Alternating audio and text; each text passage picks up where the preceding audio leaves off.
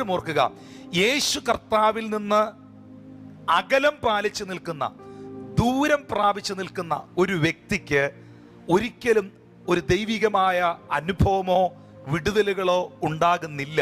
അത് വ്യക്തമാണ്. ദൈവത്തിൽ നിന്നും അകന്ന് ദൂരെ നിൽക്കുന്ന ഒരു വ്യക്തി, അവൾ അപ്പോഴും കൂനയായി സ്ത്രീ തന്നെയായിരിക്കും. പക്ഷേ അവൾ യേശുവിൻ്റെ അടുക്കൽ വരുന്നതോടുകൂടെ, അവൾ ദൈവസാന്നിധ്യത്തോട് ചേർന്ന് വരുന്നതോടുകൂടെ അവളുടെ അവസ്ഥകൾക്ക് വ്യത്യാസമുണ്ടാകും എന്ന ഒരു സത്യവും കൂടെ ഈ ഭാഗത്ത് നിന്ന് വളരെ വ്യക്തമാണ്. അകലെ നിന്നപ്പോൾ അവൾ കൂനയായിരുന്നു, അടുക്കൽ വന്നപ്പോൾ അവൾ കൂനയായില്ല. അവളുടെ കൂന് മാറി, അവൾ നിവർന്ന് സുഖപ്പെട്ടു. അങ്ങനെയാണെങ്കിൽ നിങ്ങളുടെ ജീവിതത്തിൽ എന്തൊക്കെ പ്രതിസന്ധി ഉണ്ടെങ്കിലും, എന്തൊക്കെ വെല്ലുവിളികളും വിഷയങ്ങളും ഉണ്ടെങ്കിലും അകന്നുമാറി പിണക്കം പ്രകടിപ്പിച്ച്, പരിഭ്രമം പ്രകടിപ്പിച്ച്, എൻ്റെ വിധിയാണിതെന്ന് കരുതി, എൻ്റെ ശാപമാണിതെന്ന് കരുതി, എൻ്റെ തകർച്ചയാണിതെന്ന് കരുതി, ഇനി വരുന്നിടത്ത് വെച്ച് കാണാം, എനിക്ക് ഈ ദൈവത്തെ ഒന്നും വേണ്ട, ഞാനിതിലൊന്നും വിശ്വസിക്കുന്നില്ല എന്ന് പറഞ്ഞ് അകലെ നിന്നാൽ, സുഹൃത്തെ, സഹോദര, സഹോദരി, നീ ഒരു കൂനയായി മരണപ്പെട്ടു പോകത്തേ ഉള്ളൂ. ഒരിക്കലും നിന്റെ ജീവിതത്തിൽ മാറ്റം ഉണ്ടാകില്ല. അല്ലെങ്കിൽ ഇപ്പോൾ അനുഭവിക്കുന്ന വിഷയത്തിനകത്തൊരു വ്യത്യാസം ഉണ്ടാകില്ല. എന്നാൽ പിണക്കവും പരിഭവവും അവിശ്വാസവും ഒക്കെ മാറ്റിവെച്ചിട്ട് സ്നേഹത്തോടെ ഇരു കരങ്ങളും നീട്ടി നിന്നെ വിളിക്കുന്ന ആ കർത്താവിൻ്റെ അരികിലേക്ക് ഒന്ന് വരുവാൻ മനസ്സ് കാണിക്കാമോ? ഇന്ന് ഈ സന്ദേശം ഞാൻ പറഞ്ഞുകൊണ്ടിരിക്കുമ്പോൾ ആ കാഴ്ച ആത്മാവിൽ നിങ്ങൾ എത്ര പേർ കാണുന്നു? സ്നേഹത്തോടെ ആ കരങ്ങൾ നീട്ടി നിങ്ങളെ വിളിക്കുന്ന കർത്താവ്, അവൻ നിങ്ങളെ വിളിക്കുന്ന സമയത്ത് അവൻ്റെ അരികിലേക്ക് വരുവാൻ ഒരു മനസ്സ് നിങ്ങൾ കാണിക്കണം, ഒരു അനുസരണം നിങ്ങൾ കാണിക്കണം. പിണക്കവും പരിഭവവും മനസ്സിൻ്റെ ഇടിച്ചിലുകളും ഒക്കെ ഒന്ന് മാറ്റി വെച്ചിട്ട് അടുത്തു വന്നാട്ടെ, യേശുവിൻ്റെ അടുക്കൽ വന്നാട്ടെ. ഓ ഹല്ലേലൂയ. ആകുലവേളകളിൽ ആശ്വാസം നൽകിടും ആകുല വേളകളിൽ ആശ്വാസം നൽകിടും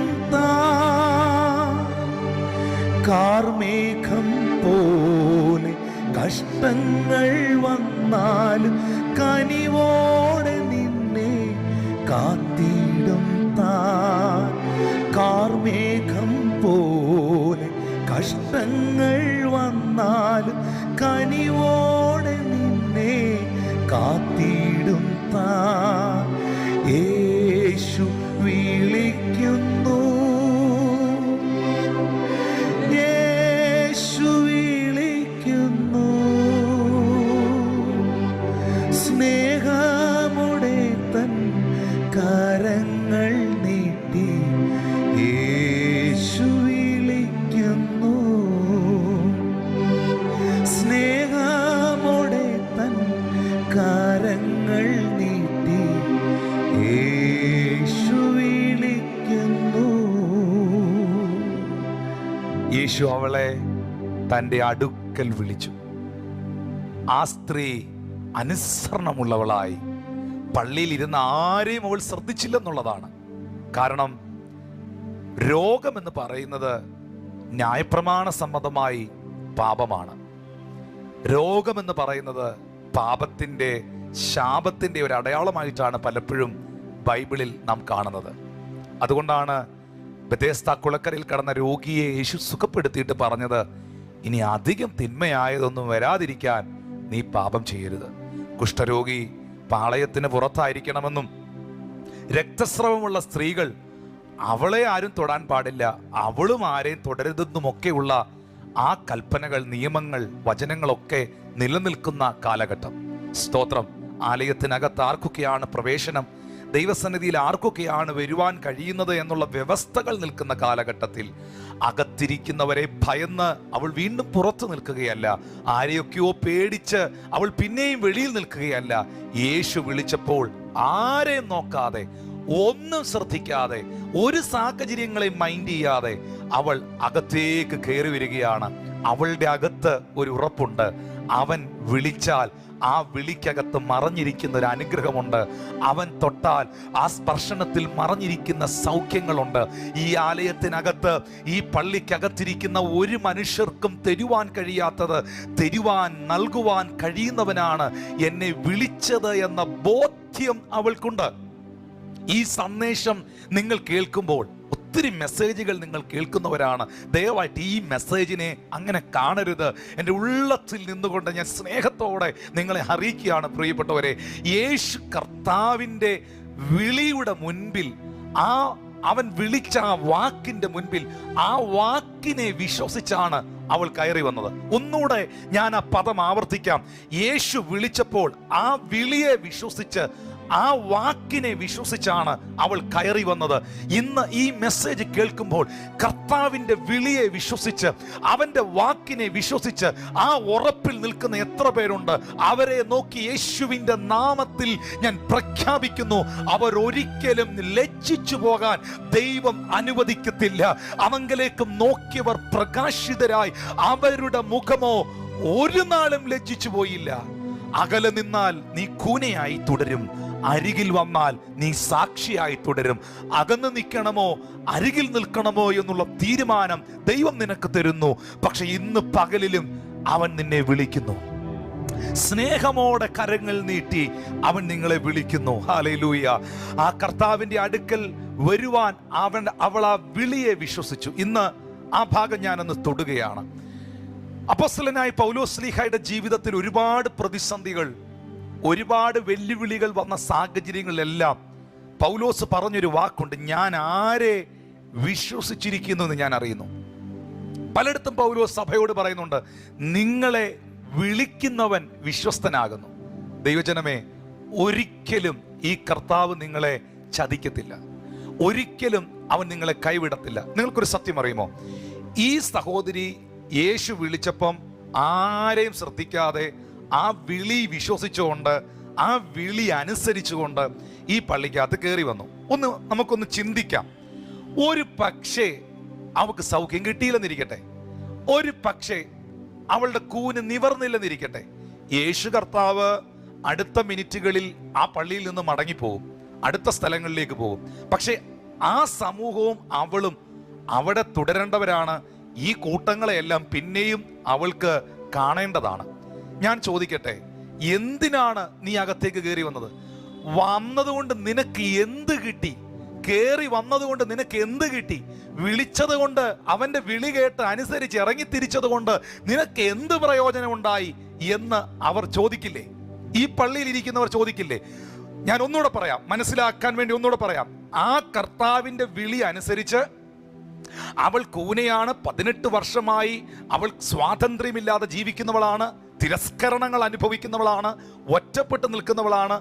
ആ സഹോദരി ആരാധന മധ്യേ ഇത്രയും പൊതുസമൂഹം ഇരിക്കുമ്പോൾ അവൾ അകത്തേക്ക് കയറി വന്നിട്ട്, വലിയ വിശ്വാസത്തിലൊക്കെ കയറി വന്നിട്ട്, വിളി കേട്ട് വന്നിട്ട് സൗഖ്യമാകാതെ തുടർന്നാൽ, യേശു അവിടുന്ന് അടുത്ത മണിക്കൂർ അടുത്ത സ്ഥലത്ത് പോയാൽ അവൾ പിന്നെയും അവിടെ തുടരുമ്പോൾ ഈ ആൾക്കാരുടെ മുൻപിൽ അവളൊരു ചോദ്യചിഹ്നമാകത്തില്ലേ? ഒരു ചോദ്യചിഹ്നമാകത്തില്ലേ?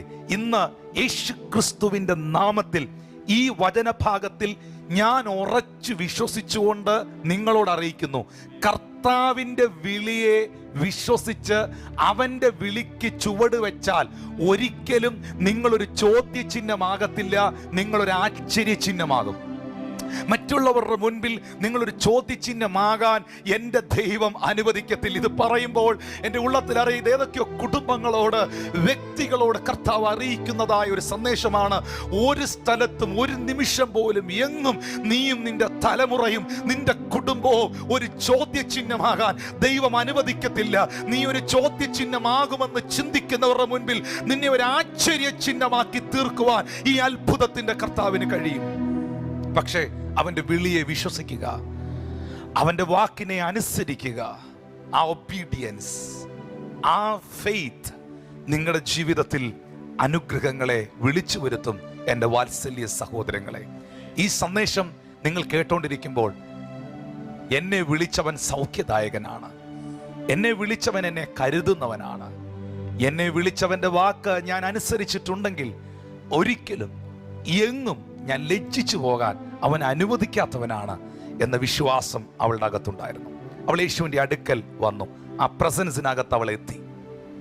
ബൈബിൾ പറയുന്നു, യേശു അവളോട് പറയുകയാണ്, സ്ത്രീയെ, നിന്റെ രോഗബന്ധനം അഴിഞ്ഞിരിക്കുന്നു എന്ന് പറഞ്ഞു. എപ്പോഴും ഓർക്കുക, ഒരു ദൈവപ്രവൃത്തി വെളിപ്പെടുന്നതിന് മുൻപ് ഒരു വിശ്വാസ പ്രഖ്യാപനമുണ്ട്.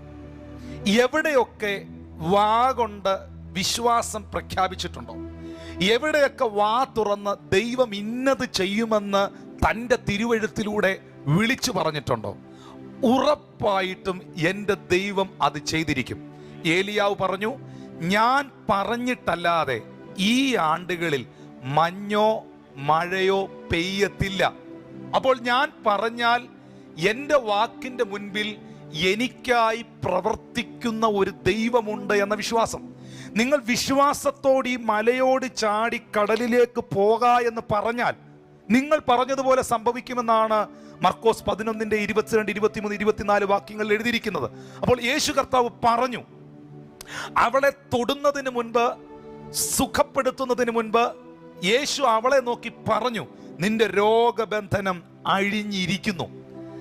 രക്തസ്രവക്കാരിയാകുന്ന സ്ത്രീ അവളുടെ വീട്ടിൽ നിന്ന് പുറപ്പെടുന്നതിന് മുൻപ് അവളോട് തന്നെ അവൾ പറഞ്ഞു, അവന്റെ വസ്ത്രത്തിന്റെ തൊങ്കലിലെങ്കിലും തൊട്ടാൽ എനിക്ക് സൗഖ്യം ഉണ്ടാകുമെന്ന്. നിങ്ങളുടെ അകത്ത് വിശ്വാസമുണ്ടോ? വിശ്വാസമുണ്ടെങ്കിൽ അത് പറയണം, അത് വാ കൊണ്ട് പറയണം, നിങ്ങൾക്ക് കേൾക്കാവുന്ന ശബ്ദത്തിൽ പറയണം. നെഗറ്റീവായിട്ടുള്ള കാര്യങ്ങളല്ല നിങ്ങൾ പറയേണ്ടത്. പരാജയത്തിൻ്റെ, പരിഹാസികളുടെ പരിഹാസ വിഷയങ്ങളല്ല നിങ്ങൾ അത്തരത്തിൽ എടുക്കേണ്ടത്. താങ്കൾ ഒരു ദൈവ പൈതലാണെങ്കിൽ താങ്കളുടെ മുൻപിൽ ദൈവം ചെയ്യുവാനിരിക്കുന്ന കാര്യങ്ങളെ നിങ്ങൾ വായ് കൊണ്ട് പറയുവാനിടയാകണം. ഞാൻ ഈ കഴിഞ്ഞ ദിവസം തിരുവെഴുത്ത് വായിക്കുന്ന സമയത്ത്, വചനം ധ്യാനിക്കുന്ന സമയത്ത്, ഇരമ്യാവിൻ്റെ പ്രവചന പുസ്തകം 17-ാമത്തെ അധ്യായം, ആ 17-ാമത്തെ അധ്യായത്തിൻ്റെ 16-ാമത്തെ വാക്യം, അവിടെ എങ്ങനെ എഴുതിയിരിക്കുന്നത്, ഞാനോ ഇടയനായി നിന്നെ സേവിക്കാൻ മടിച്ചില്ല, ദുർദിനം ഞാൻ ആഗ്രഹിച്ചില്ല എന്ന് നീ അറിയുന്നു.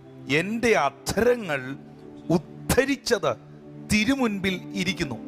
എൻ്റെ അധരങ്ങൾ ഉദ്ധരിച്ചത്, എൻ്റെ വാ കൊണ്ട് ഞാൻ പറഞ്ഞ വാക്കുകൾ, എൻ്റെ അധരങ്ങൾ ഉദ്ധരിച്ചതെല്ലാം എവിടെ ഇരിക്കുന്നു? നിന്റെ സന്നിധിയിൽ ഇരിക്കുന്നു. അതല്ലേ ബൈബിളിൽ എഴുതിയിരിക്കുന്ന, യഹോവ ഭക്തന്മാർ തമ്മിൽ തമ്മിൽ സംസാരിക്കുന്നത് യഹോവ ശ്രദ്ധ വെച്ച് കേൾക്കുന്നു. ഇസ്രായേൽ ജനത്തെ ദൈവം ന്യായം വിധിക്കുവാനുള്ളതിൻ്റെ കാരണം, മോശയോട് ദൈവം പറഞ്ഞു, മോശെ, ഈ ജനത്തിൻ്റെ പിറുപിറുപ്പ് ഞാൻ കേട്ടിരിക്കുന്നു, ഈ ജനത്തിൻ്റെ കോൺവെർസേഷൻസ് എല്ലാം ഞാൻ ശ്രദ്ധിച്ചിരിക്കുകയാണ്. ഈ ഭാഗത്തിൽ നിന്നുകൊണ്ട് ഞാൻ നിങ്ങളോട് പറയട്ടെ, നിങ്ങൾ ഭാര്യയും ഭർത്താവും കൂടെ സംസാരിക്കുന്ന കോൺവെർസേഷൻസ്, നിങ്ങളുടെ വീട്ടിൽ പറയുന്ന സംസാരങ്ങൾ, നിങ്ങൾ ഫോണിലൂടെ പറയുന്ന സംസാരങ്ങൾ, നിങ്ങൾ സോഷ്യൽ മീഡിയ പ്ലാറ്റ്ഫോംസിലൂടെ, വാട്സപ്പുകളിലൂടെ ഒക്കെ പറയുന്ന വോയിസ് മെസ്സേജുകൾ, സംസാരങ്ങൾ, ഇതൊക്കെ നിങ്ങൾ ആരോടാണോ പറഞ്ഞത് ആ വ്യക്തി മാത്രമല്ല അത് കേട്ടിരിക്കുന്നത്, അദൃശ്യനായ ദൈവവും ആ വാക്കുകൾ കേട്ടിരിക്കുന്നു. നിങ്ങൾ ഉദ്ധരിച്ചതെല്ലാം, നിങ്ങളുടെ അധരങ്ങൾ ഉദ്ധരിച്ചതെല്ലാം തിരുമുൻപിൽ ഉണ്ട് എന്ന ഒരു ബോധ്യത്തിൽ വേണം ഞാനും നിങ്ങളും ജീവിക്കുവാനായിട്ട്. അതുകൊണ്ട് യേശു കർത്താവ് നിന്റെ രോഗബന്ധനം അഴിഞ്ഞിരിക്കുന്നു എന്ന് അവളോട് പറയുമ്പോൾ, വാസ്തവത്തിൽ അത് പറഞ്ഞിട്ടാണ് യേശു അവളുടെ മേൽ കൈവച്ചത്. ഇനി ശ്രദ്ധിക്കുക, യേശു കർത്താവ് വിളിച്ചപ്പോൾ അവൾ അടുക്കൽ വന്നു. യേശു അവളെ സ്പർശിച്ചപ്പോൾ അവൾ ക്ഷണത്തിൽ നിവർന്നു. പള്ളിയിലുള്ളവർക്കെല്ലാം ഭയങ്കര ആശ്ചര്യമുണ്ടായി. ഇത്രയും ക്രൗഡിനെ ക്രോസ് ചെയ്താണ് അവൾ യേശുവിൻ്റെ അടുക്കൽ വന്നത്. ഇത്രയും ജനക്കൂട്ടത്തിൻ്റെ മുമ്പിൽ വെച്ചാണ് യേശു അവളെ നിവർത്തിയത്. ഇവിടെ എനിക്ക് ഒരു ചോദ്യമുണ്ട്, അല്ലെങ്കിൽ ഇവിടെ ഞാൻ നിങ്ങളോട് പറയുന്ന ഒരു ദൈവിക വെളിപ്പാടുണ്ട്. ആ വെളിപ്പാട് മറ്റൊന്നല്ല, ഈ പള്ളിക്കകത്തിരിക്കുന്ന ജനം മുഴുവൻ കഴിഞ്ഞ 18 വർഷമായി ഈ സഹോദരി കൂനി കൂനി നടക്കുന്ന കാഴ്ച കണ്ടതാണ്. കഴിഞ്ഞ 18 വർഷമായി ഇവൾക്ക് എന്തോ വലിയ ബന്ധനമാണ്, ഇവൾ പാപിയാണ് എന്നുള്ള നിലവാരത്തിൽ അവളെ മാറ്റിവെച്ചതാണ്. പക്ഷേ യേശു കർത്താവിന് വേണമായിരുന്നെങ്കിൽ ഒരു ഇഷ്യൂ ഉണ്ടാക്കാതിരിക്കാൻ. അന്ന് ശബത്താണെന്ന് കർത്താവിന് അറിയാം, അന്ന് രോഗികളെ സൗഖ്യമാക്കിക്കൂടെന്ന് കർത്താവിന് അറിയാം, അന്നൊരു പ്രവൃത്തി ചെയ്തുകൂടെന്ന് കർത്താവിന് അറിയാം. ആരും കാണാതെ, ആരെയും കാണിക്കാതെ യേശു കർത്താവ് ആ പള്ളിയിൽ നിന്നൊന്ന് മനസ്സിൽ അവളെ ഒന്ന് നോക്കി ചിന്തിച്ചാൽ അവൾ നിവർന്ന് സുഖപ്പെടും എന്നതാണ് എൻ്റെ വിശ്വാസം. ഉറപ്പായിട്ടും എൻ്റെ കർത്താവ് അവളെ ഒന്ന് നോക്കിയാൽ അവൾക്ക് സൗഖ്യം ഉണ്ടാകുന്ന എൻ്റെ വിശ്വാസം. അല്ലെങ്കിൽ യേശു പോകുന്ന വഴിക്ക് ആരും കാണാതെ സ്ത്രീയെ നിവരുക അല്ലെങ്കിൽ സുഖം പ്രാപിക്കുക എന്ന് പറയുമ്പോൾ അവൾക്ക് നിവരാൻ കഴിയുമെന്ന് എൻ്റെ വിശ്വാസം. കർത്താവിന് അത് ചെയ്യാൻ പറ്റും. പക്ഷേ എന്തുകൊണ്ട് ശബത്തായിട്ട് എല്ലാവരും കാണുക, എല്ലാവരും കേൾക്കെ, ഈ ജനത്തെ മുഴുവൻ ഇരുത്തിക്കൊണ്ട് യേശു കർത്താവ് അവളെ അകത്തു കൊണ്ടുവന്ന് ഇവരുടെ ഫ്രണ്ടിൽ നിർത്തി അവളെ സുഖപ്പെടുത്തി? ഇതിനകത്ത് എനിക്ക് മനസ്സിലാക്കാൻ കഴിയുന്നൊരു സന്ദേശം, നീ ആരുടെ മുൻപിൽ കൂനി നടന്നോ, ഏത് സമൂഹത്തിന്റെ മുൻപിൽ നീ നിന്ദിക്കപ്പെട്ടോ, ഏത് സമൂഹത്തിന്റെ മുൻപിൽ നീ ഒരു പരാജയമാണെന്ന് വിധി എഴുതിയോ, ഏത് സമൂഹത്തിന്റെ മുൻപിൽ നീ തകർന്നുവെന്ന് ലോകം പറഞ്ഞോ, അതേ സമൂഹത്തിന്റെ മുൻപിൽ, അതേ ജനത്തിന്റെ മുൻപിൽ, അതേ ആൾക്കാരുടെ മുൻപിൽ നിന്നെ നിവർത്തി നിർത്തി മാനിക്കുന്ന, നിന്റെ തലയെ ഉയർത്തിപ്പിടിക്കുന്ന ഒരു സർവശക്തനാകുന്ന ദൈവം ജീവിക്കുന്നു. അതുകൊണ്ടാണ് സങ്കീർത്തന പുസ്തകം 3-ാം അധ്യായത്തിൽ എഴുതിയിരിക്കുന്നത്, യഹോവേ നീ എൻ്റെ മഹത്വവും എൻ്റെ പരിചയം എൻ്റെ തലയെ ഉയർത്തുന്നവനുമാകുന്നു. ഹല്ലേലൂയ. യഹോവേ നീ എൻ്റെ മഹത്വമാണ്, നീ എൻ്റെ പരിചയമാണ്, നീ എൻ്റെ തലയെ ഉയർത്തുന്നവനാണ്. ഈ സന്ദേശം നിങ്ങൾ കേൾക്കുമ്പോൾ, നിങ്ങൾ നിന്ദിക്കപ്പെട്ട മേഖലകളിൽ, നിങ്ങൾ പരിഹസിക്കപ്പെട്ട മേഖലകളിൽ, നിങ്ങൾ കൂനിക്കൂടി നടന്ന മേഖലകളിൽ, നിന്റെ ജീവിത പരാജയങ്ങളെ ആഘോഷിച്ചവരുടെ നടുവിൽ, നിന്നെ പരിഹസിച്ച് പരിഹാസപാത്രമെന്ന് വിധി എഴുതിയവരുടെ നടുവിൽ എത്ര പേർക്ക് വിശ്വസിക്കാൻ കഴിയും?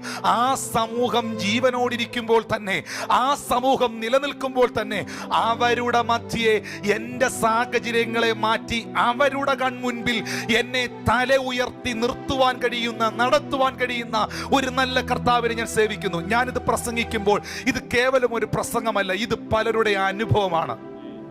ഈ മെസ്സേജ് കേട്ടുകൊണ്ടിരിക്കുമ്പോൾ ഇത് നിങ്ങളുടെ അനുഭവമാണ്. നിങ്ങളൊന്ന് ചിന്തിച്ചു നോക്കിയേ, കഴിഞ്ഞ കാലങ്ങളിൽ നിങ്ങൾ കടന്നുപോയ സാഹചര്യങ്ങൾ, നിങ്ങളെ വിവാഹം കഴിപ്പിച്ചു കൊണ്ടുവന്ന ഭവനത്തിൽ, നിങ്ങൾ ജനിച്ചു വളർന്ന വീട്ടിൽ, നിങ്ങളുടെ സമൂഹത്തിൽ, നിങ്ങൾ പോയിക്കൊണ്ടിരുന്ന മേഖലകളിൽ, എവിടെയെല്ലാം, ഏതെല്ലാം സാഹചര്യങ്ങളിൽ നിങ്ങൾ തകർന്നു, നിങ്ങൾ തരിപ്പണമായി, നിങ്ങൾ ഒറ്റപ്പെട്ടു, ഹല്ലേലൂയ, ഒരു നിന്ദാപാത്രമായി തകർന്ന മേഖലകളിൽ നിന്റെ തലമുറകളെ ദൈവം മാനിച്ചില്ലേ?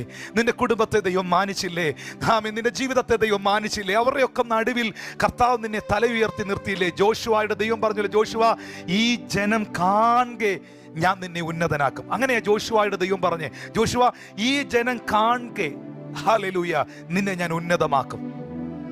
യാസറിന്റെ കല്ലറവാതിക്കൽ യേശു കർത്താവ് നിൽക്കുമ്പോൾ പ്രാർത്ഥിച്ച ഒരു പ്രാർത്ഥനയുണ്ട്. 4 ദിവസമായി നാറ്റം വെച്ച് ലാസറിന്റെ കല്ലറവാതിക്കൽ യേശു കർത്താവ് നിൽക്കുമ്പോൾ യേശു ഇങ്ങനെ പ്രാർത്ഥിച്ചു, പിതാവേ നീ എൻ്റെ അപേക്ഷ കേൾക്കുന്നതിനാൽ ഞാൻ നിന്നെ വാഴ്ത്തുന്നു. നീ എപ്പോഴും എൻ്റെ അപേക്ഷ കേൾക്കുന്നെന്ന് ഞാൻ അറിയുന്നു. എൻ്റെ പ്രാർത്ഥന നീ കേൾക്കുന്നവനാന്ന് എനിക്കറിയാം. പക്ഷേ എൻ്റെ ഈ ചുറ്റും നിൽക്കുന്ന ആൾക്കാർ വിശ്വസിക്കേണ്ടതിന്, അവർ കാണേണ്ടതിന് അവിടുത്തെ മഹത്വം വെളിപ്പെടുത്തണം. അങ്ങനെയാണെങ്കിൽ ചില ദൈവപ്രവർത്തികൾ ചിലർ കാണെ ദൈവം ഒരുക്കി വെച്ചിട്ടുണ്ട്. അത് വിശ്വസിക്കുന്നവർക്കായി ഞാൻ ദൈവത്തെ സ്തുതിക്കുന്നു പ്രിയപ്പെട്ടവരെ. അതിനായിട്ട് നമുക്ക് കർത്താവിനൊന്ന് നന്ദി പറയാം. ഇവിടെ എല്ലാം എനിക്ക് എടുത്തു പറയാനുള്ളത് ആ ഒബീഡിയൻസിനെ കുറിച്ചാണ്, ആ ഫെയ്ത്തിനെ കുറിച്ചാണ്. വിശ്വാസത്താൽ വയ്ക്കുന്ന ചുവടുകൾ, വിശ്വാസത്താൽ വയ്ക്കുന്ന അനുസരണങ്ങൾ, വിശ്വാസത്താൽ കാണിക്കുന്ന അനുസരണം, വിശ്വാസത്താൽ വയ്ക്കുന്ന ചുവടുവെപ്പുകൾ, ഇതൊക്കെ ഭയങ്കര ഇമ്പോർട്ടൻ്റ് ആണ്. എന്തൊക്കെ പരാജയപ്പെട്ടാലും നിങ്ങളുടെ വിശ്വാസം ഒരിക്കലും എങ്ങും പരാജയപ്പെടത്തില്ല. ഇത്രയും ജനം കാണെ യേശു കർത്താവ് അവളെ തൊട്ടു. ഇനി ആ ഭാഗം ഞാനൊന്ന് വളരെ സവിസ്തരമായി ശ്രദ്ധിക്കേണ്ട ഒരു കാര്യമാണ്. രോഗബന്ധനം അഴിഞ്ഞെന്ന് പറഞ്ഞ് അവളുടെ മേൽ കൈവച്ചു. ബൈബിളിൽ രേഖപ്പെടുത്തിയിരിക്കുകയാണ്, ക്ഷണത്തിൽ അവൾ നിവർന്നു. അങ്ങനെയാണ് 13-ാം വാക്യത്തിൽ എഴുതിയിരിക്കുന്നത്. ക്ഷണത്തിൽ അവൾ നിവർന്നു, ദൈവത്തെ മഹത്വപ്പെടുത്തി. ഹല്ലേലൂയ. ഞാനൊരു കാര്യം നിങ്ങളോട് പറയുന്ന സഹോദരങ്ങളെ, ഈ സഹോദരി കൂനി നടന്ന സമയത്ത് അവൾക്ക് ഈ താഴ്ചകൾ മാത്രമേ കാണാനുള്ളൂ, ഉയർച്ചകളൊന്നും അവൾക്ക് കാണാനില്ല. അവൾക്ക് ഉയർച്ചയിലേക്ക് നോക്കി ഒന്നും ചെയ്യാനില്ല. അവൾക്ക് നിവർന്ന് നടക്കാൻ പറ്റില്ല. അവൾ കൂനിയായ സ്ത്രീയാണ്. പക്ഷേ അധോഗതികൾ മാത്രം കണ്ടുകൊണ്ട്, താഴ്ചകൾ മാത്രം കണ്ടുകൊണ്ട് പൊയ്ക്കൊണ്ടിരുന്ന ആ സഹോദരി ഒറ്റ സെക്കൻഡ് കൊണ്ട് നിവർന്നു, നേരെയായി. നമ്മുടെ ഭാഷയിൽ പറഞ്ഞാൽ നേരെയായിട്ട് അവൾ ആദ്യം കണ്ടത് ആരുടെ മുഖമാണെന്നറിയാമോ? അവളെ സൗഖ്യമാക്കിയ യേശുവിൻ്റെ മുഖമാണ്. അവൾ ആരെയാ മഹത്വപ്പെടുത്തിയെന്നറിയാവോ? ദൈവത്തെ മഹത്വപ്പെടുത്തി. ദൈവത്തിൻ്റെ വിളി കേട്ട് ആ വിളിയിൽ വിശ്വസിച്ച് അനുസരണത്തോടെ അവൻ്റെ സന്നിധാനത്തിങ്കൽ വിശ്വാസത്തോടെ വന്നു നിൽക്കുന്ന ദൈവ പൈതലെ, വാത്സല്യ കുടുംബമേ, ദൈവത്തിൻ്റെ അഭിഷിക്തനെ, ദൈവത്തിൻ്റെ ദാസനെ, ദൈവത്തിൻ്റെ ദാസിയെ, കർത്താവ് നിങ്ങളുടെ ജീവിതത്തിൽ ഒരു മാറ്റം അയച്ചു കഴിയുമ്പോൾ, ദൈവം നിങ്ങളുടെ ജീവിതത്തിൽ ഒരു വ്യത്യാസം വരുത്തി കഴിയുമ്പോൾ, കർത്താവ് നിങ്ങൾ പ്രതീക്ഷിക്കാത്തൊരു കാര്യം നിങ്ങളുടെ ജീവിതത്തിൽ നൽകി കഴിയുമ്പോൾ, ഒരിക്കലും നിങ്ങൾ സമൂഹത്തെയോ നാട്ടുകാരെയോ ചുറ്റുപാടുകളെയോ നോക്കുന്നവരാകരുത്. ആരാണോ നിന്റെ അവസ്ഥയെ മാറ്റിയത്, ആരാണോ നിങ്ങളെ സുഖപ്പെടുത്തിയത്, ആരാണോ നിങ്ങൾക്ക് സമാധാനം നൽകിയത്, ആരാണോ നിങ്ങളെ നിവർത്തി നിർത്തിയത്, ആരാണോ നിന്റെ പാപങ്ങളെ വിമോചിപ്പിച്ചത്, നിങ്ങൾ അവൻ്റെ മുഖത്തേക്ക് നോക്കണം. അവൻ്റെ മുഖത്തേക്ക് നോക്കി അവന് മഹത്വം കൊടുക്കണം. പലപ്പോഴും പല സന്ദർഭങ്ങളിലും പലയിടത്തും നടക്കുന്നൊരു കാര്യം എന്ന് പറയുന്നത്, യേശു കർത്താവ് തൊടുന്നു, യേശുവിൽ നിന്ന് സൗഖ്യം പ്രാപിക്കുന്നു, യേശു കർത്താവിൽ നിന്ന് വിടുതൽ പ്രാപിക്കുന്നു. പക്ഷേ ആ വിടുതലും സൗഖ്യവും ഒക്കെ പ്രാപിച്ചൊന്ന് നൂന്ന് കഴിയുമ്പോൾ, ഒന്ന് നിവർന്നു കഴിയുമ്പോൾ, പണവും നന്മയും അനുഗ്രഹങ്ങളും ഒക്കെ ആയി കഴിയുമ്പോൾ, മാറ്റങ്ങളൊക്കെ വന്നു കഴിയുമ്പോൾ, പലപ്പോഴും ദൈവത്തെ മറന്നുകൊണ്ട് ഇന്ന് എനിക്ക് വരാൻ പറ്റത്തില്ല, മറ്റേ പുള്ളി വഴക്ക് പറയും, ഇന്ന് പ്രാർത്ഥിക്കാൻ പറ്റത്തില്ല, അവരെന്നെ അങ്ങനെ പറയും. ഒരിക്കലും പാടില്ല. നിങ്ങളെ ആര് സുഖപ്പെടുത്തിയോ, നിങ്ങളെ ആര് വിടുവിച്ചോ, നിങ്ങളെ ആരാണോ സ്പർശിച്ചത്, നിങ്ങൾക്ക് ആരാണോ ഒരു പുതിയ ജീവിതം നൽകിയത്, നിങ്ങൾ അവനെ മഹത്വപ്പെടുത്തുന്നവനായിരിക്കണം. ഈ സൗഖ്യമായ മനുഷ്യൻ ബെഥെസ്ദാ കുളക്കരയിൽ 38 വർഷമായിട്ട് സൗഖ്യമായ മനുഷ്യനെ പരീശന്മാരെല്ലാം കൂടെ വളഞ്ഞിട്ട് പിടിച്ചിട്ട് അവനെ ഭയങ്കരമായിട്ട് ചോദ്യം ചെയ്തു. എന്നിട്ട് അവനോട് പറഞ്ഞു, നിന്നോട് ആരാ പറഞ്ഞേ ശബത്തിൽ കിടക്കയെടുത്ത് നടക്കാൻ? അവൻ, ആ കുളക്കരയിൽ കിടന്ന മനുഷ്യൻ അവരുടെ മുഖത്ത് നോക്കി പറഞ്ഞു, എന്നെ സൗഖ്യമാക്കിയവൻ എന്നോട് പറഞ്ഞു എഴുന്നേറ്റ് കിടക്കയെടുത്ത് നടക്കാൻ. എന്നെ സൗഖ്യമാക്കിയവൻ എന്നോട് പറഞ്ഞു. അപ്പോൾ ഞാൻ അനുസരിക്കേണ്ടത് നിങ്ങളെയല്ല, ഞാൻ അനുസരിക്കേണ്ടത് എന്നെ വിടുവിച്ച, എനിക്ക് സമാധാനം നൽകിയ, എനിക്ക് സൗഖ്യം നൽകിയ എൻ്റെ കർത്താവിനെയാണ്. 14-ാമത്തെ വാക്യത്തിലേക്ക് വരുമ്പോൾ അവിടെ രേഖപ്പെടുത്തിയിരിക്കുകയാണ്. വാക്യം 14, യേശു ശബത്തിൽ സൗഖ്യമാക്കിയത് കൊണ്ട് പള്ളിപ്രമാണി നീരസപ്പെട്ടു. പുരുഷാരത്തോട് വേല ചെയ്യാൻ 6 ദിവസമുണ്ടല്ലോ, അതിനകം വന്ന് സൗഖ്യം വരുത്തിക്കൊള്ളുവിൻ, ശബത്തിൽ അരുത് എന്ന് പറഞ്ഞു. ഇവിടെ 15-ാമത്തെ വാക്യം വളരെ ശ്രദ്ധേയമാണ്. യേശു അതിന് മറുപടിയായിട്ട് പറഞ്ഞത്, വാക്യം 15, കർത്താവ് അവനോട് വായിക്കാൻ ഭാഗം ദൈവദാസനെ, കപടഭക്തിക്കാരെ, നിങ്ങളിൽ ഓരോരുത്തൻ ശബത്തിൽ തൻ്റെ കാളയോ കഴുതയോ തൊട്ടിയിൽ നിന്ന് അഴിച്ചുകൊണ്ടുപോയി വെള്ളം കുടിപ്പിക്കുന്നില്ലയോ? എന്നാൽ സാത്താൻ 18 സംവത്സരമായി ബന്ധിച്ചിരുന്ന അബ്രഹാമിൻ്റെ മകളായ ഇവളെ ശബത്ത് നാളിൽ ഈ ബന്ധനം അഴിച്ചുവിടേണ്ടതല്ലയോ എന്ന് ഉത്തരം പറഞ്ഞു. യേശു കർത്താവ് പറയുകയാണ്, സാത്താൻ 18 സംവത്സരമായി ബന്ധിച്ചിരുന്ന അബ്രഹാമിന്റെ മകളായ ഇവളെ ശബത്ത് നാളിൽ ഈ ബന്ധനം അഴിച്ചു വിടേണ്ടതല്ലയോ എന്ന് ഉത്തരം പറഞ്ഞു. അപ്പോൾ അവളുടെ രോഗം യേശു സൗഖ്യമാക്കാനുള്ളതിൻ്റെ റീസൺ അവിടെ എഴുതിയിട്ടുണ്ട്. അവൾ ദൈവത്തിൻ്റെ വിളി കേട്ടു, ആ വിളിക്ക് ചുവട് വെച്ചു, അവൾ വിശ്വസിച്ചു, മറ്റുള്ള എല്ലാവരെക്കാളും അധികം യേശുവിനെ അനുസരിച്ചു. അവൾ യേശുവിൻ്റെ വിളി കേട്ട് ദേവാലയത്തിലോട്ട് വന്നാൽ, കർത്താവിൻ്റെ വിളി കേട്ട് ഇറങ്ങിത്തിരിച്ചാൽ ഞാൻ പഴയ അവസ്ഥയിൽ തുടരത്തില്ലെന്ന് ഉറപ്പ് അവൾക്കുണ്ടായിരുന്നു. ഇതെല്ലാം ശരിയാണെങ്കിലും യേശു കർത്താവ് അവളെ സൗഖ്യമാക്കിയതിൻ്റെ റീസൺ അവിടെ വ്യക്തമാക്കുന്നു. എന്താണ് റീസൺ? ആ റീസൺ ഇതാണ്, ഇവളും അബ്രഹാമിൻ്റെ മകളാണ്. അബ്രഹാമിൻ്റെ മകളായ ഇവൾ ബന്ധനത്തിൽ ഇരിക്കേണ്ടവൾ അല്ല. അബ്രഹാമിൻ്റെ സന്തതി സ്വാതന്ത്ര്യം അനുഭവിക്കേണ്ടവരാണ്. അബ്രഹാമിൻ്റെ സന്തതി വിടുതലിൽ നിൽക്കേണ്ടവരാണ്. അബ്രഹാമിൻ്റെ സന്തതി രക്ഷയുടെ സന്തോഷം അനുഭവിക്കേണ്ടവരാണ്. സക്കായിയുടെ ഭവനത്തിൽ യേശു കർത്താവ് പോകാനുള്ളതിൻ്റെ കാരണവും, ഇവൻ എന്തിനീ പാപിയെ കൈക്കൊണ്ട് ഈ ചുങ്കക്കാരൻ്റെ കൂടെ വീട്ടിൽ പോകുന്നു എന്ന് അവർ ചോദിച്ചപ്പോഴും യേശു ഇതുപോലൊരു ഉത്തരമാണ് അവിടെയും പറഞ്ഞത്.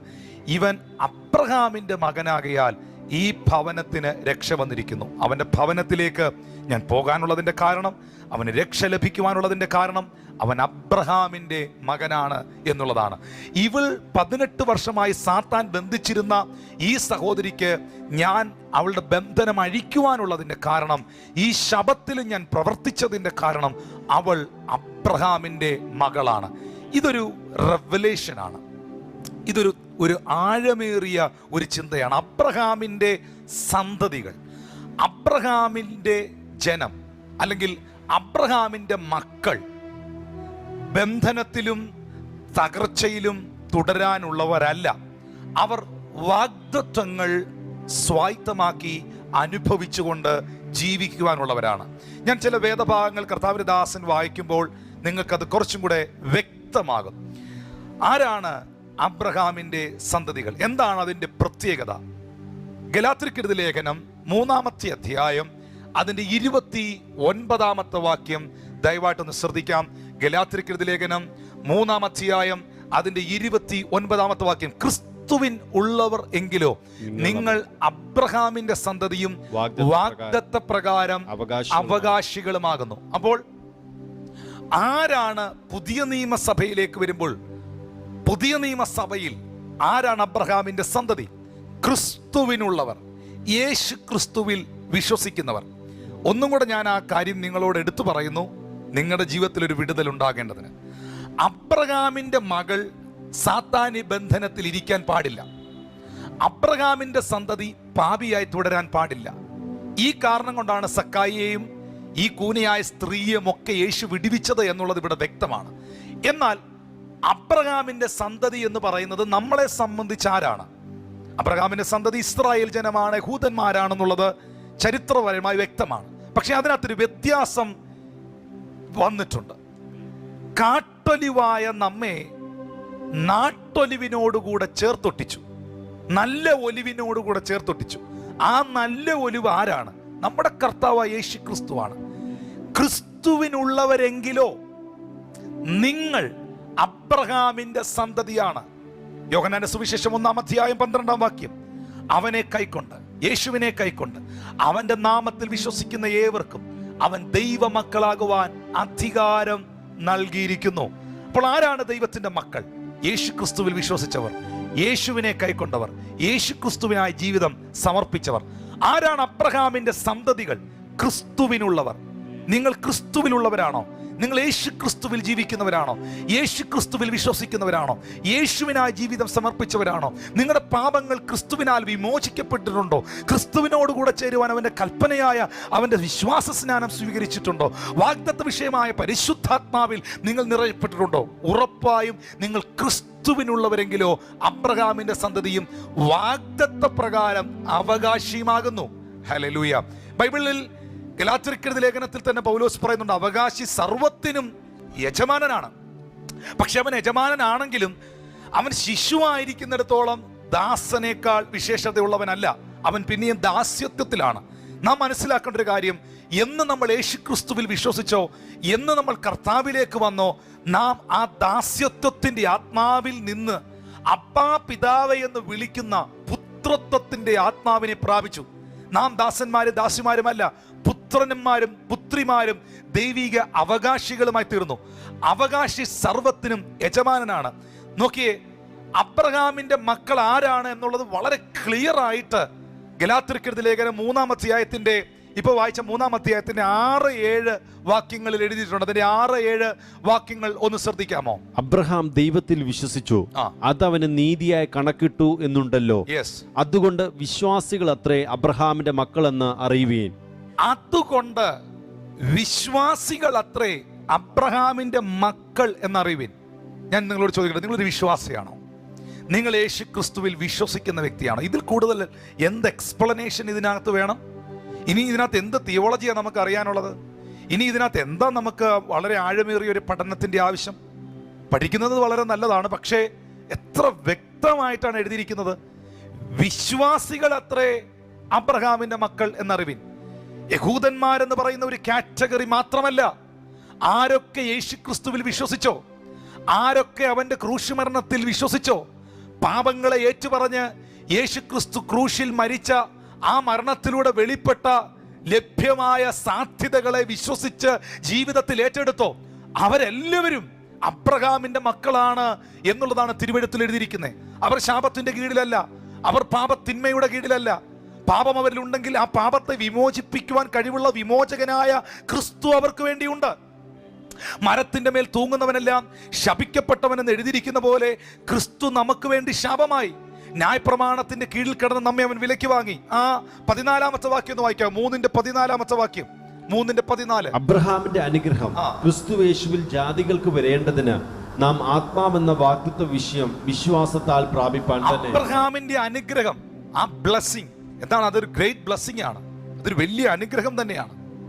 ആ അനുഗ്രഹം എങ്ങനെയാണ് നമ്മുടെ മേൽ വരുന്നത്? ക്രിസ്തുയേശുവിലൂടെ, യേശു ക്രിസ്തുവിലൂടെ ജാതികളുടെ മേൽ വരേണ്ടതിന് നാം ആത്മാവെന്ന വാഗ്ദത്ത വിഷയം വിശ്വാസത്താൽ പ്രാപിപ്പാൻ തന്നെ.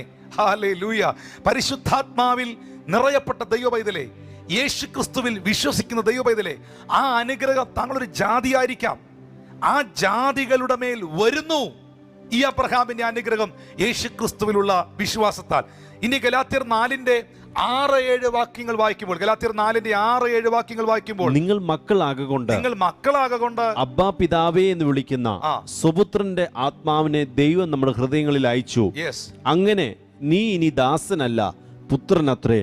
പുത്രനെങ്കിലോ ദൈവഹിതത്താൽ അവകാശിയുമാകുന്നു. നിങ്ങൾ പുത്രനാണെങ്കിൽ, നിങ്ങൾ ആ പുത്രിയാണെങ്കിൽ ദൈവഹിതത്താൽ അവകാശിയാകുന്നു. ആ അവകാശമാണ് ഈ കൂനയായ സ്ത്രീക്ക് ലഭിച്ച സൗഖ്യം. ആ അവകാശമാണ് സക്കായിക്ക് ലഭിച്ച രക്ഷ.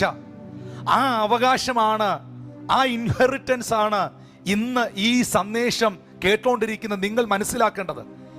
ഈ വചനം നിങ്ങൾ കേട്ടോണ്ടിരിക്കുമ്പോൾ അവകാശികളാണ് നമ്മൾ, അടിമകളല്ല ക്രിസ്തുവിൽ എന്ന സത്യം തിരിച്ചറിയുക. അടിമത്വത്തിൽ നിന്നും, യോഹന്നാൻ 8-36, പുത്രൻ നിങ്ങൾക്ക് സ്വാതന്ത്ര്യം വരുത്തിയാൽ നിങ്ങൾ സാക്ഷാൽ സ്വതന്ത്രരാകും. പാപത്തിന്റെ അടിമത്വത്തിൽ നിന്ന് യേശു ക്രിസ്തു സ്വാതന്ത്ര്യം നൽകി. രോഗങ്ങളുടെ, ശാപങ്ങളുടെ, തിന്മകളുടെ അടിമത്വത്തിൽ നിന്ന് യേശു ക്രിസ്തു നമുക്ക് സ്വാതന്ത്ര്യം നൽകി. ആ കർത്താവായ യേശു ക്രിസ്തുവിന്റെ സ്പർശനവും, ആ കർത്താവായ യേശു ക്രിസ്തുവിന്റെ വിളിയും, ആ കർത്താവായ യേശു ക്രിസ്തു നൽകിയിരിക്കുന്ന വചനങ്ങളും വാഗ്ദത്തങ്ങളും വിശ്വസിക്കുവാൻ കഴിഞ്ഞാൽ നിങ്ങളും അബ്രഹാമ്യ അനുഗ്രഹങ്ങൾക്ക് അവകാശികളായിത്തീരുന്നു. അത് നിങ്ങൾക്കും സ്വീകരിക്കാൻ കഴിയും, നിങ്ങൾക്കത് വിശ്വസിക്കാൻ കഴിയണമെന്നുള്ളതാണ് വളരെ സത്യമായിട്ടുള്ള കാര്യം. യേശു പറയുന്നു, കഴിഞ്ഞ 18 സംവത്സരമായി രോഗാത്മാവ് ബാധിച്ചിട്ട് നീ വരുവാൻ കഴിയാത്ത ഈ സ്ത്രീയെ ഞാൻ സുഖപ്പെടുത്തിയതിന്റെ കാരണം ഇവളും അബ്രഹാമിന്റെ മകളായതുകൊണ്ട്. സാത്താന്യ ബന്ധനത്തെ കർത്താവ് അവളിൽ നിന്നും തുടച്ചു മാറ്റി. ആ ബന്ധനം അവളുടെ മേൽ നിന്ന് കർത്താവ് അഴിച്ചുവിട്ടു. ഈ സന്ദേശം ഇന്ന് കേട്ടുകൊണ്ടിരിക്കുമ്പോൾ യേശു കർത്താവിൻ്റെ സ്പർശനം നിങ്ങളുടെ ബന്ധനങ്ങളെ തകർത്തു കളയും. യേശു കർത്താവിൻ്റെ സ്പർശനം നിങ്ങൾ ആയിരിക്കുന്ന അവസ്ഥകൾക്ക് വ്യത്യാസം വരുത്തും. യേശു കർത്താവിൻ്റെ സ്പർശനം നിങ്ങളുടെ ജീവിതത്തെ രൂപാന്തരപ്പെടുത്തും. യേശു കർത്താവിൻ്റെ സ്പർശനം നിങ്ങളുടെ ജീവിതത്തിൽ അത്ഭുതങ്ങളെ സൃഷ്ടിക്കും. യേശു കർത്താവിൻ്റെ സ്പർശനം നിങ്ങളുടെ മദ്യപാനത്തിൽ നിന്ന് നിങ്ങളെ വിടുവിക്കും. പ്രാർത്ഥിക്കാമോ? യേശുവേ, അങ്ങനെ ഒന്ന് തൊടണമേ. അവിടുത്തെ കരം ഈ ഞായറാഴ്ചയിൽ, ഈ പകലിൽ എൻ്റെ മേലൊന്ന് വെക്കണമേ, എൻ്റെ തലമുറയുടെ മേലൊന്ന് വെക്കണമേ. യേശു അവളെ കണ്ടു, അവളുടെ കൂന് നിവർന്നില്ല. യേശു അവളെ തൻ്റെ അടുക്കൽ വിളിച്ചു, അവളുടെ കൂന് നിവർന്നില്ല. യേശു അവളോട് സംസാരിച്ചു, അവളുടെ കൂന് നിവർന്നില്ല. എന്നാൽ യേശു അവളെ തൊട്ടു, യേശു അവളെ സ്പർശിച്ചു. ക്ഷണത്തിൽ അവൾ നിവർന്നു, ദൈവത്തെ മഹത്വപ്പെടുത്തി. പ്രതിസന്ധികളും പ്രശ്നങ്ങളും ഒക്കെ നിൽക്കുന്ന ഈ സാഹചര്യത്തിൽ നമ്മുടെ മൈൻഡ് ഒന്ന് റിഫ്രഷ്ഡ് ആകുവാൻ, നമുക്ക് ആത്മാവിൽ ഒന്ന് ബലപ്പെടുവാൻ കഴിയണം. ഈ സന്ദർഭത്തിൽ കർത്താവിൻ്റെ ഒരു സ്പർശനം നമ്മുടെ ദേശങ്ങൾക്ക് ആവശ്യമാണ്, രാജ്യങ്ങൾക്ക് ആവശ്യമാണ്, വ്യക്തികൾക്ക് ആവശ്യമാണ്. ദൈവമേ, ഞങ്ങളുടെ ദേശത്തെ അവിടുന്ന് തൊടണമേ, എൻ്റെ കുടുംബത്തെ അവിടുന്ന് തൊടണമേ, എല്ലാ വ്യക്തിത്വങ്ങളുടെ മേലും നിന്റെ സ്പർശനം ഉണ്ടാകണം എന്ന് വാ തുറന്നൊന്ന് പ്രാർത്ഥിച്ച്, വിശേഷാൽ നിന്റെ വിളി കേട്ട് നിന്റെ ശബ്ദത്തിൻ്റെ മുൻപിൽ ഒരു സാഹചര്യങ്ങളെയും നോക്കാതെ നിനക്ക് വേണ്ടി നിന്റെ അരികിൽ വന്ന എൻ്റെ വ്യക്തിപരമായ ജീവിതത്തിൽ നിന്റെ സ്പർശനത്തെ അവിടുന്ന് നൽകണമേ. Thank you Jesus. ഇന്ന് ഈ സന്ദേശത്തിലൂടെ അവിടുന്ന് എന്നെ കേൾപ്പിച്ച എല്ലാ ദൂതുകൾക്കായും സ്തോത്രം. ഞാൻ യേശു ക്രിസ്തുവിലുള്ള വിശ്വാസത്താൽ അബ്രഹാമിൻ്റെ മകന്, അബ്രഹാമിൻ്റെ മകളാന്ന് വാ തുറന്ന് പറഞ്ഞ്, I am the seed of Abraham, I am the seed of Abraham. വാ തുറന്ന് നിങ്ങൾക്കത് പറയാൻ കഴിയുമോ? അബ്രഹാമിൻ്റെ സന്തതിയെ തൊടുവാൻ, അബ്രഹാമിൻ്റെ സന്തതിയെ ബന്ധനത്തിൽ തുടരുവാൻ പിശാച് നിനക്ക് സാധ്യമല്ല. അവർ വിടുതലുകൾക്ക് അവകാശികളാണ്, അവർ അനുഗ്രഹങ്ങൾക്ക് അവകാശികളാണ്, അവർ സമാധാനത്തിന് അവകാശികളാണ്, അവർ ദൈവിക നന്മകൾക്ക് അവകാശികളാണ്. ആദരങ്ങൾ തുറന്ന് ചില മിനിറ്റുകൾ എല്ലാവരും ഒന്ന് പ്രാർത്ഥിച്ച്, ശബ്ദമുയർത്തി ഒന്ന് പ്രാർത്ഥിക്കാൻ തുടങ്ങി. എൻ്റെ ജീവിതത്തെ പൂർണ്ണമായും ഞാൻ യേശു കർത്താവിന് നൽകുന്നു. ഞാൻ ഈ മെസ്സേജ് പറഞ്ഞുകൊണ്ടിരിക്കുന്ന സമയത്ത് എൻ്റെ ജീവിതത്തെ ഞാൻ കർത്താവിനായി സമർപ്പിക്കുന്നു. എൻ്റെ ഹൃദയം ഞാൻ യേശുവിന് തരുന്നു. അവൻ്റെ വിളിയെ അനുസരിക്കുവാനും അവൻ്റെ ശബ്ദത്തിൻ്റെ മുൻപിൽ വിശ്വാസത്തോടെ ചുവടുകൾ വയ്ക്കുവാനും അവൻ്റെ അരികിൽ ചെന്ന് നിൽക്കുവാനും എന്നെ തന്നെ സമർപ്പിക്കുന്നു എന്ന് പ്രാർത്ഥിക്കുന്നവർ എന്നെ കേൾക്കുന്നുണ്ടോ? ഉണ്ടെങ്കിൽ നിങ്ങളുടെ അവസ്ഥകളെ യേശു മാറ്റിയിരിക്കും. The one touch of Jesus will change you completely, will change your life, will change your future. Hallelujah. Will change everything. നിങ്ങളുടെ ലൈഫിൽ ഒരു സമൂലമായ, ഒരു പൂർണ്ണമായ മാറ്റം ആ സ്പർശനത്തിന് വരുത്താൻ കഴിയും. നിങ്ങൾ പാപിയാണോ? നിങ്ങളെ ഒരു വിശുദ്ധനാക്കി മാറ്റുവാൻ കർത്താവിന് കഴിയും. അവൻ്റെ സ്പർശനം നിങ്ങളെ വിശുദ്ധീകരിക്കും. അവൻ്റെ സ്പർശനം നിങ്ങൾക്ക് സൗഖ്യം തരും. ഇന്ന് രോഗികൾ എന്നെ കാണുന്നുണ്ടെങ്കിൽ നിങ്ങൾ ആ രോഗം അനുഭവിക്കുന്ന ഭാഗത്ത് നിങ്ങളുടെ കരങ്ങളൊന്ന് വെച്ച് പ്രാർത്ഥിക്കാമോ? നിങ്ങൾ പ്രാർത്ഥിക്കുമ്പം ഇങ്ങനെ പറയണം: കർത്താവേ, ഞാൻ ഈ അനുഭവിക്കുന്ന നട്ടലിൻ്റെ വേദന, ഷോൾഡറിൻ്റെ പെയിൻ, ഹെഡ് ഏക്ക്, അല്ലെങ്കിൽ ശ്വാസം മുട്ടൽ, ഈ അസ്വസ്ഥത, ഈ രോഗം, ഈ ക്യാൻസർ, ഈ ബന്ധനം, കർത്താവേ, നിന്റെ സ്പർശനത്താൽ എന്നെ സുഖപ്പെടുത്തണമേ എന്ന് അധരങ്ങൾ തുറന്നൊന്ന് പ്രാർത്ഥിക്കാൻ തുടങ്ങി. നിങ്ങളുടെ മക്കൾ അരികിൽ നിൽപ്പുണ്ടെങ്കിൽ ആ കുഞ്ഞുങ്ങളെ ഒന്ന് അരികിൽ പിടിച്ച് നിർത്തിയിട്ട് അവരുടെ മേളിലൊന്ന് കൈവച്ചിട്ട്, നിങ്ങൾക്ക് ആ സ്വാതന്ത്ര്യമുണ്ടെങ്കിൽ ഒന്ന് ചേർത്ത് പിടിച്ചിട്ട്, കർത്താവേ, എൻ്റെ കുഞ്ഞുങ്ങളെ നീ അവിടുന്ന് സ്പർശിക്കണമേ എന്നൊന്ന് പ്രാർത്ഥിച്ചേ. ആ കൈകൾ അവരുടെ മേലിൽ നിന്ന് വെച്ചൊന്ന് പ്രാർത്ഥിക്കാൻ തുടങ്ങി. നിങ്ങളുടെ കരങ്ങളെ ചില മിനിറ്റുകൾക്കകത്ത് ഒന്ന് ഉയർത്തിപ്പിടിച്ച് നിങ്ങളുടെ ദേശത്തിന് വേണ്ടി വിശ്വാസത്തോടെ നിങ്ങളുടെ ഭവനത്തിൽ ഇരുന്ന് ഒന്ന് കൈകളെ ഉയർത്തി ഒന്ന് പ്രാർത്ഥിച്ച് പറഞ്ഞ്: കർത്താവേ, എൻ്റെ ദേശത്തെ അവിടുന്ന് സ്പർശിക്കണമേ, എൻ്റെ രാജ്യത്തെ അവിടുന്ന് സ്പർശിക്കണമേ. അവിടുത്തെ സ്പർശനത്താൽ വെളിപ്പെടുന്ന സൗഖ്യം, സമാധാനം, മാറ്റം, വിടുതലുകൾ എല്ലാം ഇന്ന് പകൽ ഞാൻ അനുഭവിക്കട്ടെ. കർത്താവേ, എന്നെ പൂർണ്ണമായി അതിനായി സമർപ്പിക്കുന്നു. കർത്താവേ, ഇന്ന് ഈ സർവീസ് കാണുന്ന എൽ ഷദായ് മിനിസ്ട്രിയിലെ എല്ലാ കുടുംബങ്ങളെയും ദൈവകരത്തിൽ ഏൽപ്പിക്കുന്നു. ജീസസ് ഈസ് അലൈവിന്റെ യൂട്യൂബ് ചാനലിലൂടെ, എൽ ഷദായ് മിനിസ്ട്രിയുടെ ഫേസ്ബുക്കിന്റെ ഈ പ്ലാറ്റ്ഫോംസിലൂടെ എല്ലാം വാച്ച് ചെയ്തുകൊണ്ടിരിക്കുന്ന ഈ ജനത്തെ, ഇവരുടെ കുടുംബങ്ങളെ, ദൈവദാസന്മാരെ അവിടുന്ന് തൊടണമേ എന്ന് പ്രാർത്ഥിക്കുന്നു.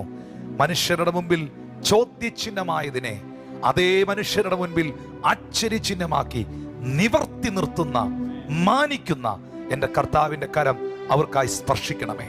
അവിടുന്ന് പ്രാർത്ഥന കേട്ടതിനായി നന്ദി പറയുന്നു. യേശുവിൻ നിസ്തുല്യ നാമത്തിൽ തന്നെ ആമേൻ.